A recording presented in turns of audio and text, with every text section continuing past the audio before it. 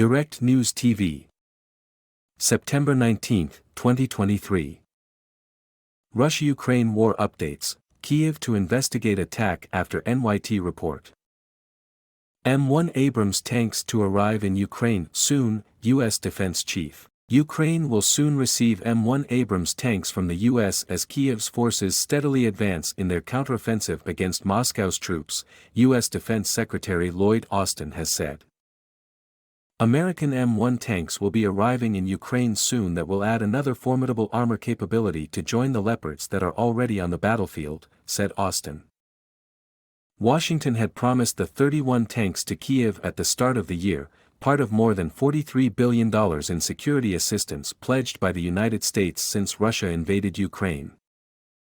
UK urges China to push Russia to withdraw from Ukraine. The United Kingdom's Foreign Secretary James Cleverly has urged his Chinese counterpart Wang Yi to push Russia to withdraw its troops from Ukraine and stress to Moscow the importance of respect for sovereignty and territorial integrity. We know that President Xi has significant influence on the world stage, including with Vladimir Putin. I know that Foreign Minister Wang Yi will be traveling to Moscow and I hope that he will impress upon Russia the complete inappropriateness of their action. And I hope that China will call for Russia to withdraw, he said, according to the Reuters news agency. End wars, focus on climate change instead, Colombia's Petro. Colombian President Gustavo Petro has called for peace summits to resolve conflicts in Ukraine and between Israel and the Palestinians, so humanity can focus instead on addressing climate change. Petro, Colombia's first left-wing leader, is seeking peace and surrender deals in his own country with rebel groups and crime gangs to end a 6-decade conflict which has killed at least 450,000 people. I propose ending war so we have the time to save ourselves. I propose the United Nations sponsor as soon as possible 2 peace conferences. One on Ukraine, the other on Palestine, not because there are not other wars in the world, like in my country, but because it would show how to make peace in all the regions of the world. President Duda reminds Ukraine of help received from Poland. Ukraine should remember the help it gets from Poland, Polish President Andrzej Duda has said amid a deepening tussle between the neighboring countries over agricultural imports. It would be good for Ukraine to remember that it receives help from us and to remember that we are also a transit country to Ukraine, Andrzej Duda told reporters in New York. Turkey will increase efforts to achieve peace in Ukraine, Erdogan. Turkish President Recep Tayyip Erdogan has said his country will step up efforts to end the war in Ukraine. Since the beginning of the Russian-Ukrainian war, we have been endeavoring to keep both our Russian and Ukrainian friends around the table with the thesis that war will have no winners and peace will have no losers, the Turkish president said in his remarks at the UN General Assembly. We will step up our efforts to end the war through diplomacy and dialogue on the basis of Ukraine's independence and territorial integrity. UK announces tens of thousands more artillery shells for Ukraine. The UK's Defence Department says it will provide tens of thousands more artillery shells to Ukraine this year. Today we've demonstrated the UK's unwavering commitment to Ukraine and set out more military support, including pledging tens of thousands more artillery shells to enable Ukraine to defend itself, Defence Minister Grant Shapps after a meeting of the Ukraine Defence Contact Group, UDCG, in Germany said. We have also set out how the UK will go further in the coming months in our priority support areas, including air defence and long-range strike capabilities, and training, Shapps added. U.S. Biden says world must remain united on Ukraine at UNGA. U.S. President Joe Biden told the UN General Assembly that the world must remain united in defending Ukraine and warned no nation can be secure if we allow Ukraine to be carved up. Biden argued Russia is counting on countries to tire of the war, which will allow it to brutalize Ukraine without consequence. He added Russia is standing in the way of a resolution, and Moscow's price for peace was Ukraine's capitulation, Ukraine's territory, and Ukraine's children. I ask you this, if we abandon the core principles of the United States to appease an aggressor, can any member state in this body feel confident that they are protected? Biden said in his address. I'd respectfully suggest the answer is no.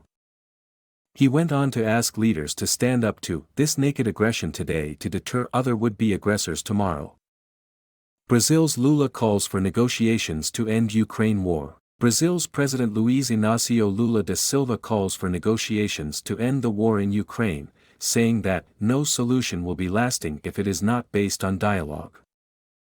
Addressing the United Nations General Assembly, Lula said, "I have reiterated that work needs to be done to create space for negotiations." He added, "A lot is invested in weapons and very little in development." Lula, who has faced accusations in the West of being soft on Russia, is expected to meet Zelensky on the summit's sidelines. The Brazilian leader has looked to position his country as a potential mediator in the conflict, along with other neutral countries, including China, India, and Indonesia. Russia says Ukraine responsible for Kostiantynivka attack. Russia says Ukraine was responsible for the blast in Kostiantynivka, Ukraine on September 6 that killed at least 16 people. Foreign Ministry spokesperson Maria Zakharova said Kyiv had fired a 9M38 missile from a Buk surface-to-air missile system, which hit the busy marketplace. Even if it was done unintentionally, it is obvious to everyone, the complete demilitarization of the Kyiv regime is not just a requirement, but a vital necessity, Zakharova said. Earlier on Tuesday, the New York Times reported that evidence suggested a rogue missile fired by Ukraine had caused the explosion. Russian Defense Minister arrives in Iran. Russian Defense Minister Sergei Shoigu arrived in Iran to deepen Moscow's ties with Tehran, the Russian TASS news agency reported. A statement from the Russian Defense Ministry said, during the visit, the delegation of the Russian Ministry of Defense will hold a number of negotiations with the military leadership of the republic. The visit will help strengthen Russian-Iranian military ties and will become an important stage in the development of cooperation between the two countries, it added. Shoigu's trip comes as China's foreign minister visits Moscow for a 4-day trip and after North Korean leader Kim Jong-un traveled to eastern Russia for several days.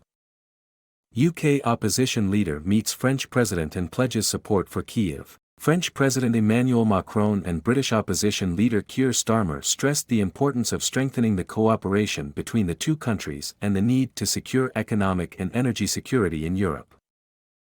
They also reaffirmed their will to bring an ongoing support to Ukraine and its people, the French presidency said in a statement after a meeting between the two men in Paris. The UK's King Charles is expected to visit France from Wednesday until Friday. Ukraine says Kostiantynivka, being studied, after NYT investigation. Ukrainian official slams the New York Times investigation as part of a growing conspiracy theory, after the newspaper found that a missile from Kyiv was responsible for the blast in Kostiantynivka on September 6. On X, formerly known as Twitter, Mikhailo Podolyak said, "No doubt, the appearance of publications in foreign media with doubts about Russia's involvement in the attack on Kostiantynivka entails the growth of conspiracy theories, and therefore requires examination and legal assessment by the investigative authorities. The society will surely receive an answer to the question of what exactly happened in Kostiantynivka." Podolyak added that the circumstances behind the blast are being studied, and the legal truth will be established. In the meantime, we must not forget, it was Russia that launched the invasion of Ukraine, and it is Russia that is responsible for bringing war to our country, he said. My name is Kingsley. Please like, share, subscribe and hit that notification bell so you can be the first to be notified whenever we post. You won't regret it.